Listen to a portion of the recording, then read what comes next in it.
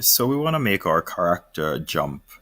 So that means that we want to let him go up like this on our y-axis. So let's say, for example, right now his current position is negative 91, which means right where he is now, he's at negative 91 on the y-axis and negative 146 on the x-axis. So if I should change my value, if I should add 10 to negative 91, I get 81, negative 81. So, and there you see the character goes up. So for now, I'm going to put it back to negative 91. That's where I want it.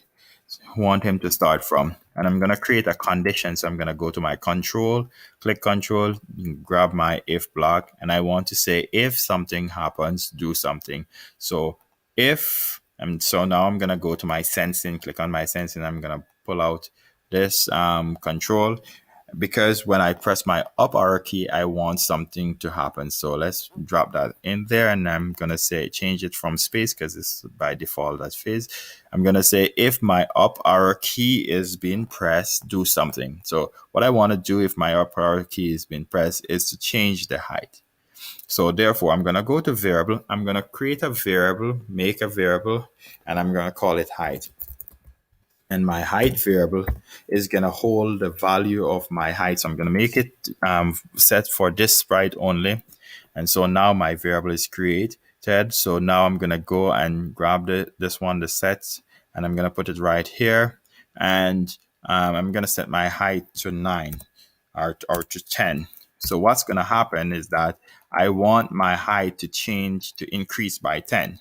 All right. So therefore, the next thing, that's not going to do anything really. I need to add more functionalities to it. So what I'm going to do now, I'm going to go and I'm going to go to motion, and I'm going to change my y by whatever my variable is. So whatever my variable is. So right now, if my variable is 10, my y is going to be changed by 10. And then I'm going to stack that into a forever loop so that that will happen forever. It will change it forever. And then I'm going to go to my events and I'm going to grab a when block and I'm going to drop it there. So whenever I click the flag, it's going to go into my forever loop and it's going to go change my y value forever with whatever my value for my height is.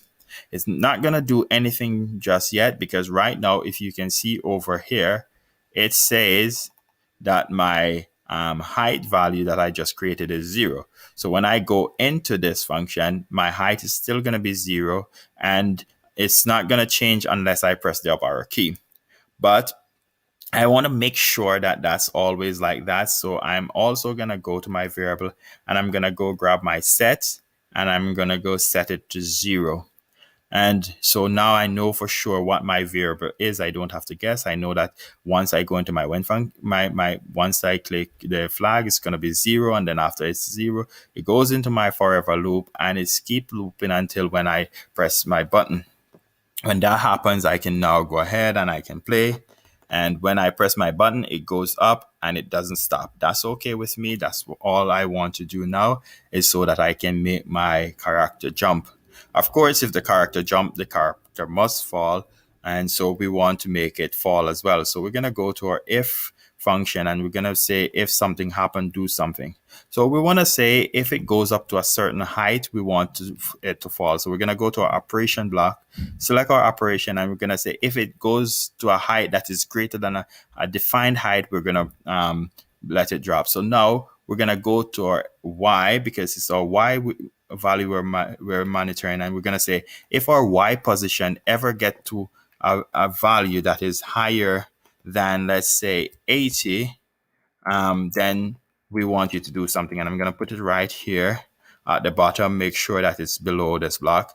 And so if my y position is higher than 80, I want to go to my variable now and I want to go set my variable to 0, and that's going to bring it back down.